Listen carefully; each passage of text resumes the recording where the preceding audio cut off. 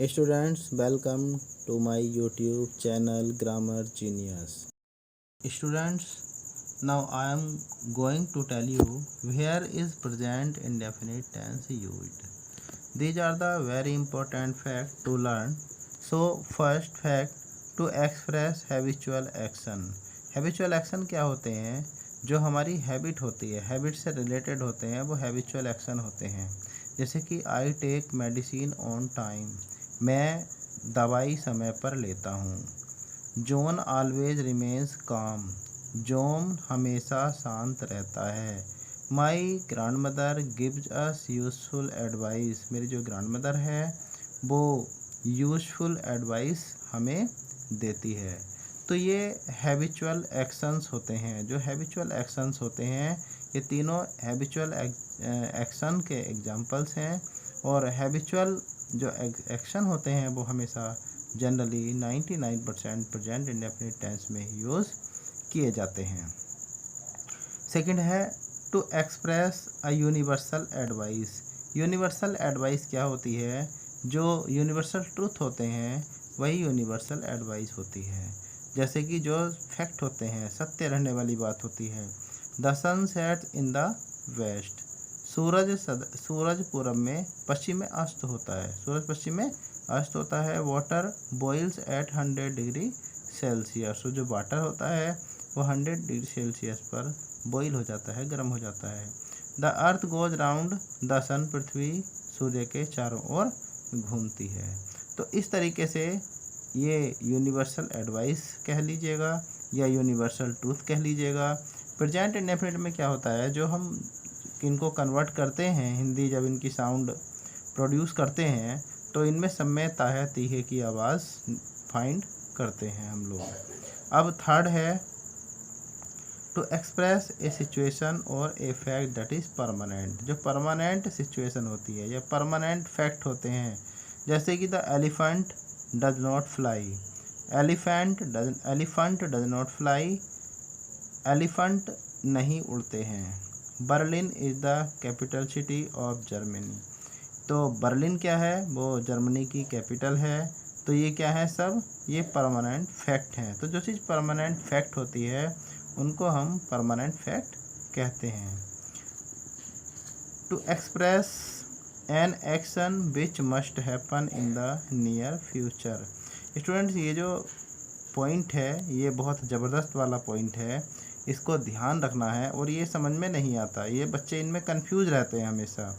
ये जो the ring ceremony comes of next week, अब क्या है इसमें?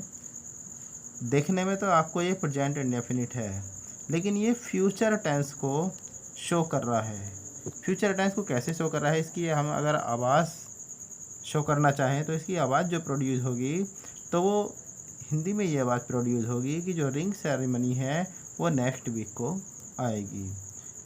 तो इसका मतलब क्या है? ये जब हम कोई फ्यूचर में प्री प्लान एक्शन करते हैं, फिक्स्ड एक्शन करते हैं, जैसे कि we leave at 7 AM tomorrow, हमें कल का पता है, हमारा कल का फिक्स टाइम है।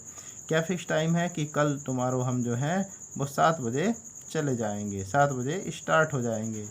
तो अब देखने में क्या लग रहा है आपको? ये है प्रेजेंट इंडेफिनिट, लेकिन ये हम क्या शो कर रहे हैं? ये फ्यूचर इंडेफिनिट को शो कर रहे हैं। और जो फ्यूचर इंडेफिनिट है, फिर इसमें क्या है? जितना भी हम फ्यूचर में कोई प्लान फिक्स्ड कर देते हैं तो वो सारे ही प्रेजेंट इंडेफिनिट में राइट किए जाते हैं, लिखे जाते हैं। जैसे कि सपोज दैट एक एग्जांपल और दे रहे हैं हम आपके लिए कि कल मान लिया ईद है, ओके, कल क्या है? ईद है। तो हम क्या कहेंगे? हम यही तो कहेंगे कि कल भाई छुट्टी रहेगी, है ना, ईद के ओकेज़न में। तो जब हमारा कल का प्लान फिक्स हो चुका है तो हम इसको फ्यूचर में शो नहीं करेंगे, हम ये लिखेंगे कि टुमारो इट इज़ हॉलीडे। हम ये नहीं कहेंगे tomorrow it will be holiday. बोल तो सकते हैं, लिखने में तो कुछ भी लिख सकते हैं, लिखने में कुछ नहीं है, लेकिन जो ग्रामर के ऊपर अगर हम ग्रामर बेस मान के लिखते हैं कि हम बिल्कुल भी गलत न लिखें, तो हम फिर यही लिखेंगे कि tomorrow it remains a holiday, यानी कि हमारा कल का प्लान फिक्स है एंड द स्कूल रीओपन्स टुमारो। यहाँ फ्यूचर का यूज़, विल शैल का यूज़ नहीं होगा, लेकिन अगर सिस्टमेटिकली ढंग से अगर हम कहें तो फ्यूचर का यूज़ किया जा रहा है, लेकिन फ्यूचर का यूज़ यहाँ पे नहीं होगा। अब क्या आता है, to express nature, nature show करने के लिए। अब देखिए जैसे कि बर्ड्स फ्लाई, इसको जनरली हम क्या बोलते हैं कि पक्षी उड़ते हैं, लेकिन हमने एक सेंटेंस इसके नीचे दिया है बर्ड्स फ्लाई। इन दोनों में डिफरेंस क्या है, ये जो बर्ड्स फ्लाई है यहाँ पे ये नेचर शो हो रहा है, मैंने दिया भी है यहाँ पे for plural noun in widest sense, widest form.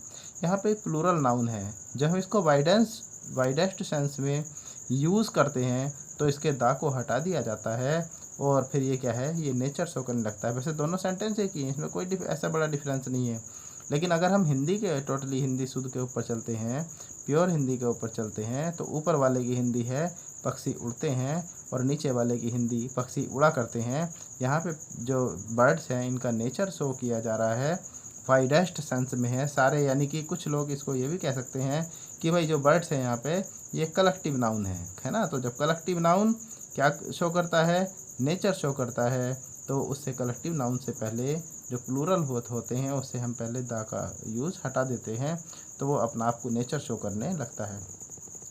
अब ये तो हुई कलेक्टिव नाउन की बात, लेकिन अगर कोई सिंगुलर नाउन आता है और सिंगुलर नाउन को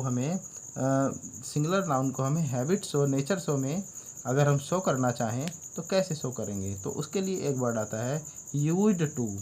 तो अब जैसे ये है I am used to drink milk, इसको हिंदी में क्या कहेंगे, इसको हम हिंदी में ये कहेंगे कि मैं दूध पिया करता हूँ। इसकी आवाज़ घूम जाती है, साउंड चेंज हो जाती है, मैं दूध पिया करता हूँ। अब क्या है, एक सेंटेंस हमने इसके नीचे दिया है, अगर आप यूज्ड टू का यूज़ न करेंगे तो आप एकस्टम्ड टू का यूज़ कर लेंगे। इसकी जगह पे हम क्या यूज़ कर सकते हैं, एकस्टम्ड टू, क्योंकि हमें बुक भी पढ़नी होती है, लिटरेचर पढ़ना होता है। अब लिटरेचर में पता नहीं कौन सी कहाँ पे कौन सा सेंटेंस यूज हो जाए, कौन सा वर्ड यूज हो जाए, तो हमें सभी वर्डों की नॉलेज होनी बहुत ज़रूरी है।